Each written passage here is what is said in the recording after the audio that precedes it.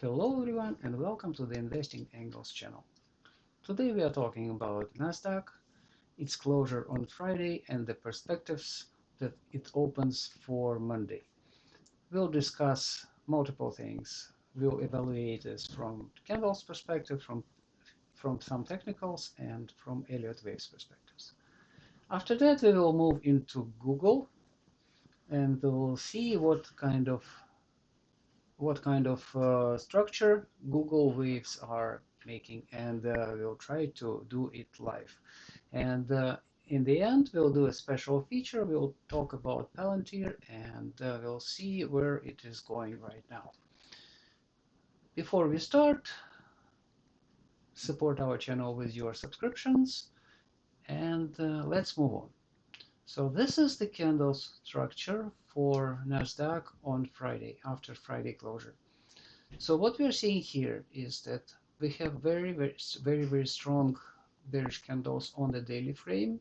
It's an inside down, and we have a strong bearish engulfing on a 2-day frame, which, by the way, closed only 1.25 points below below the previous candle open, and this is a very significant sign, I would say. Also, if we look at the weekly frame, on the previous week we had a inside down, which is an equivalent of a bearish engulfing, and this week we have an in-neck candle, which closed almost ideally on the closure of the previous week.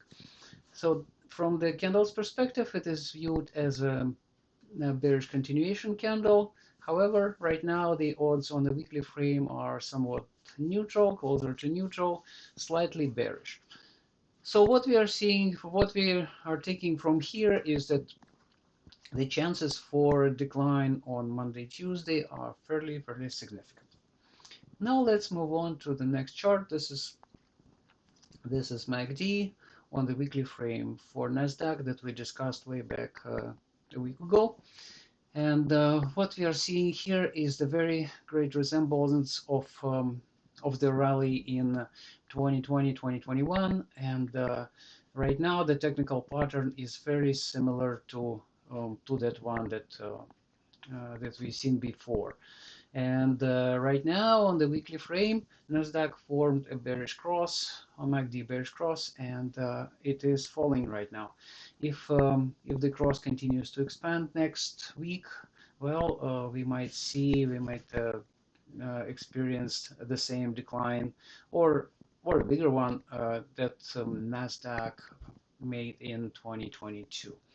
That's the technical perspective. Now let's have a look at the Elliott wave chart, and this is a 30-minute chart, fairly small, and we'll have a look at what the waves are telling us. Potentially on January 22nd, Nasdaq formed a top, and it made a very clean impulsive wave of the top. What we are seeing here is a bigger impulse. This would break like this. So this 1, 2, 3, 4, and 5. Each of the wave is clearly impulsive. Wave 3 is breaking nicely into 5 subwaves, and the same happens for wave 5. Wave 5 is longer than wave 3, but it's normal as long as wave 3 is not the shortest in this sequence. Now, after January 27, we've seen 2 attempts for a rally. So far, we cannot say that these waves are impulsive, so quite the contrary. So this is mostly like one flag, bearish flag, another flag, and I'd like to say that this the top that Nasdaq made on Friday is just 2 points higher than the top that it made on January 25th. So technically, it could be an almost ideal zigzag or something like this. I mean, and this is what zigzag I'm talking about. So as long as it stays below the line that marks the top, this is a potential bearish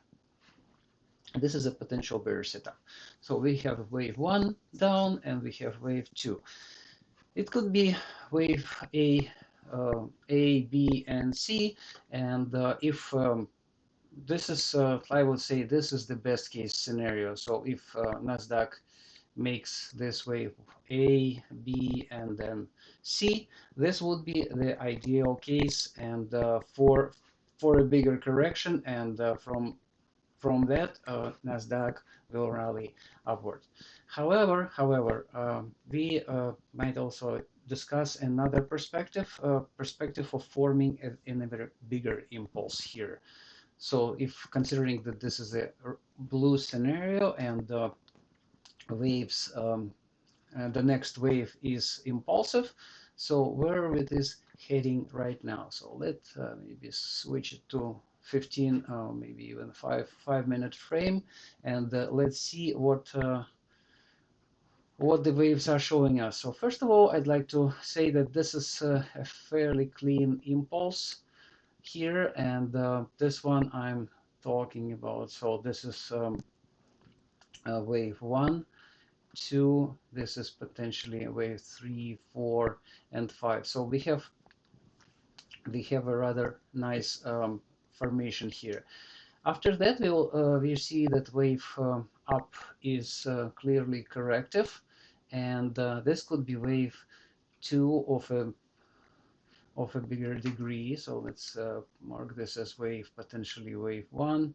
This is potentially wave 2, and you can see that wave formed another impulse down. So this could be potentially wave 1 and 2. So if we see this structure, this is potential setup for 1, 2, 1, 2. Another wave is expected to be wave 3 and of bigger degree. And in our case, this would go somewhere here. And now we need to measure it. Let's switch to bigger impulse and see how we can measure. So if we use the Fibonacci levels, we would say that wave 3 in ideal setting, it would go somewhere here. So this would be the most typical target for wave 3. Let's make a different color. If again we need to consider this particular impulse, another impulse inside, so this would be something like this for wave 3. I remove this. So this is potentially wave 3 of a higher degree, and after that we would see wave 4 bouncing somewhere at the level of wave 4 of previous of a smaller degree, and then wave 5, something like this. However, I would like to note that for Nasdaq, from historical perspective, this is the most typical path for wave 3, most typical length. For Nasdaq, this could be slightly bigger, and I would say for Nasdaq, this is the most typical. Oh, I need to make it bigger. This is the most typical path for Nasdaq. So Nasdaq often wave 3 extends 2.6 lengths of wave 1, and in our case it would be something like this. So this would be an alternative wave 3, and let's put a different color here so that we see a clear difference. That's wave 3, potentially wave 3. So if this hypothesis that we are talking right now is materializing on Sunday, Monday, and these are futures, so we are talking about opening on Sunday night. This could present a huge gap upon the open, and even if Nasdaq falls here into wave 3, and wave 3 could be more aggressive than wave 1, which we experienced on Friday, that let's measure it. So Nasdaq stopped here, and the most typical path for wave 3 would be 1, minus 1.8, and for Nasdaq special it would be minus 2.8. Well, that could be quite a path on Monday. However, it might take a couple of days, depending on what kind of waves we are seeing on the bounces. I'm talking about wave 2, wave 4, and potentially any extension that Nasdaq might build in the middle of this wave. So that's the perspective for Monday. And well, how would it align with the bigger picture? We can see. So if this is the all wave that we're going to have, a very aggressive and sharp, somewhat similar to what we had on January 25th, well, it could be a bigger ABC formation. So let me repeat. So this could be something like this, and it would align very nicely for the entire correction, and from here Nasdaq would resume the rally towards all-time highs. But if this wave extends lower, well, we might see a totally different picture, which we are going to discuss in our weekly reports and also in daily updates once the things develop. That's the perspective for Nasdaq. And now let's have a look at Google. So what Google is telling us. So Google is one of the biggest contributors to Nasdaq, and it's worth making a note here. So this is the small frame 15-minute chart for Google, and I did some preliminary work here in order to find these waves 1 and 2. I had to zoom into seconds, like 30 or 15 seconds. Otherwise, the waves are not clearly seen because of a very sharp drop which happened on Tuesday, February 4th. And now there is a dilemma. So there are two potential counts that Google might form here. First of all, it's I think that it already completed an impulsive wave of a minimal in a minimal configuration, and if we think about this particular structure, let me show a different color so it's more clearly visible. So this is potentially a triangle here, and triangles are known to be are known for waves 4. So however it's not very clear what kind of wave 4, what degree of wave 4 we are talking about here. It could be this one, and this one could be 1, 2, this could be 3, 4, and 5. This is one option. And however, this triangle also could be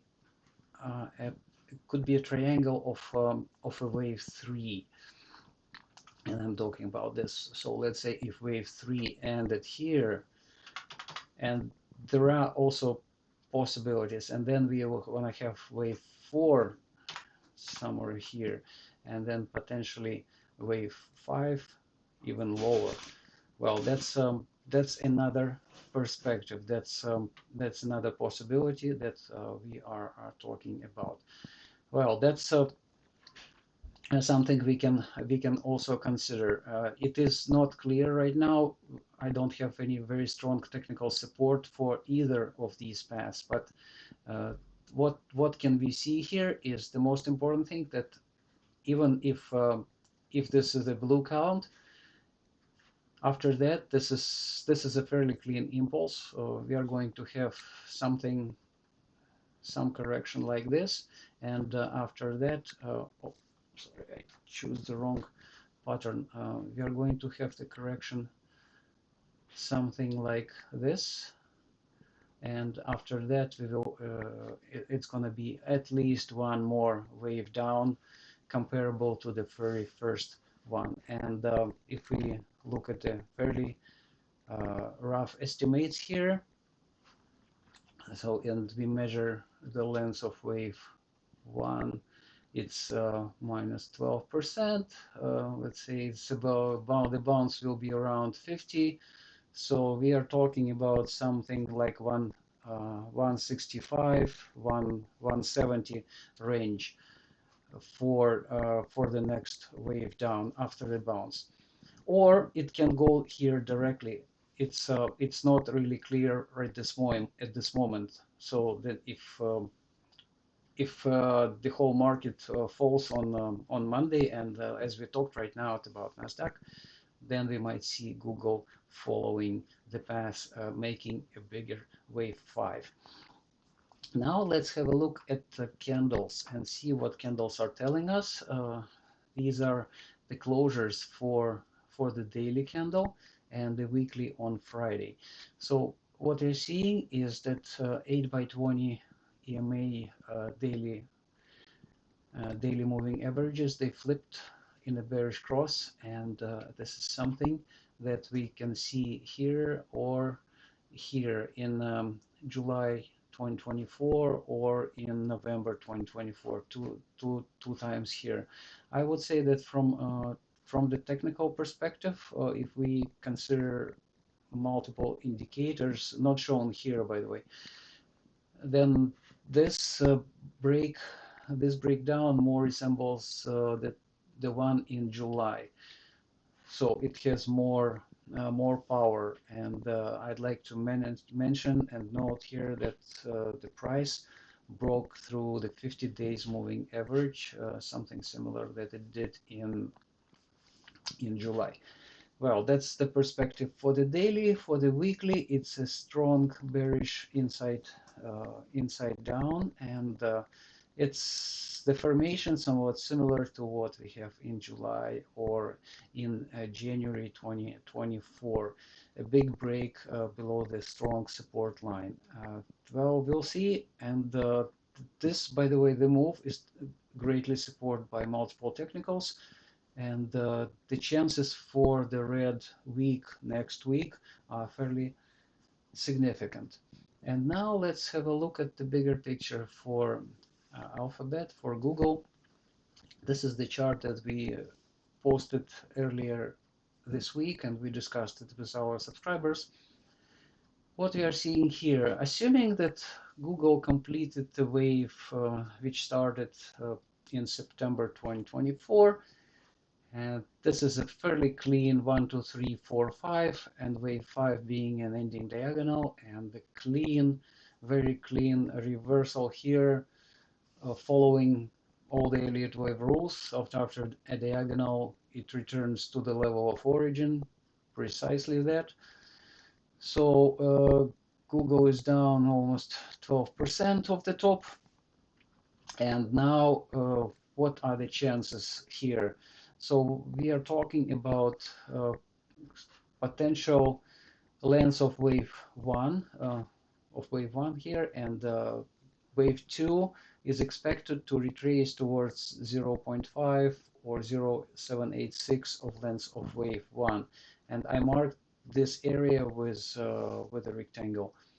So how it is going to go here? Most likely it's going to be a zigzag of some sort, something like this, for example.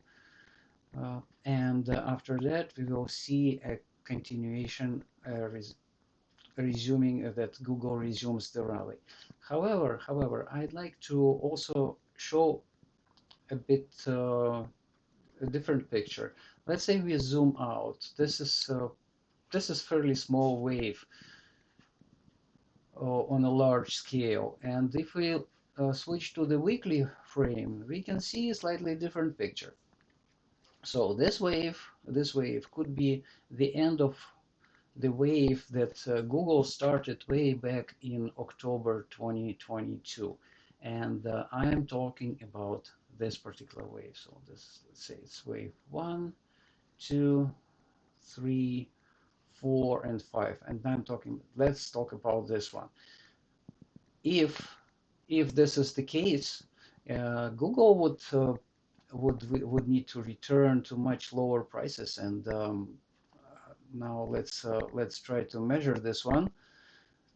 So if we have a wave one started, wave four started at 83.71 something, and it ended at 209. So the most typical path for a retrace would be something like this. That's a totally different picture. And in our case, so let's mark it with price tags.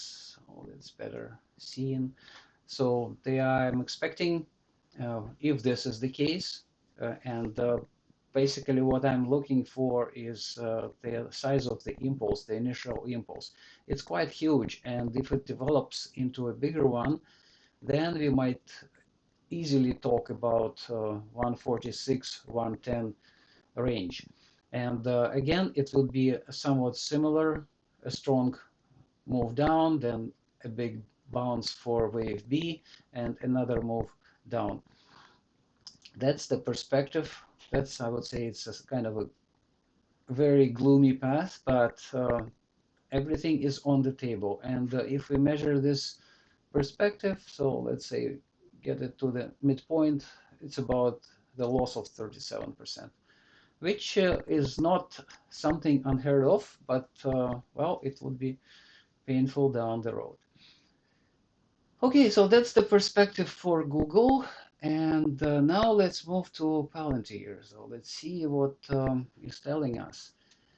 So just a few weeks ago, on January 25th, when Palantir was 79, we said, okay, it's going towards 100 or higher. And we even put this rectangle here. However, it looks like it overshoot greatly. The wave 3 went up. We said that it's going to be up to 25%, and now it went almost 50, like 48%, which is great. And now we need to make some adjustments, obviously. So this is most likely it completed wave 3 here, and now what we're going to be doing is, so this is wave 3, this is potentially wave 5, and now we are expecting it to move down and find support somewhere between these levels, 236, 0.05, and this would align nicely with the perspective of Elliott waves. Okay, so let's break this one. So this is would be our most typical retrace for the stock, and after that it will move towards wave 5, which you'll probably hear somewhere in 140, 150 range. That's the expectation if this is not a different not a different bigger picture. So that's well, that's an updated channel. And why I'm talking about this as wave 5, because it looks like wave 3 is over right now, and there are chances that Palantir will pull back somewhat significantly. And if we look at the candles, well, the weekly went way above Bollinger Bands, but it's not very serious at this moment until we see a very strong reversal. This one is much more concerning. That's a hammer here, and it's above Bollinger Bands and the grossly oversold stock. So RSI right now is about 80, and the chances for a pullback could be strong. And I would say that there is a significant chance that this big gap will be closed at some point. And if we look here, well, let's put the price tags so that we can see it better. So that's somewhere between 90 and 60. This would be our target for wave 4, and obviously it's not going to be a straight line. Most likely, as the wave 2 was fairly horizontal and fairly shallow, I think that wave 4 could be sharper and even something like this before before wave 5 develops. All right, so that's the perspective for Palantir and for Google and for Nasdaq. So that now we talked quite a bit about it. So let's say we have a very high risk for Monday for Nasdaq to gap down and continue downward. Our estimate that potentially Nasdaq can lose 1.5 and up to 2.8% in a couple of days. Could be in one, but I'm not quite comfortable calling this at this moment. All right, so that's the risk. We know the risk. We know everything, and this is obviously the kind of worst case scenario. I would say there are other things that are developing, but this is from our perspective, it's the most probable one at the moment. Thank you very much for watching. If you like it, just say so. Consider subscribing to our channel and check our website investingangles.com for more information, for more reports and more analysis. Thank you very much for watching. Have a great weekend and happy trading, everyone.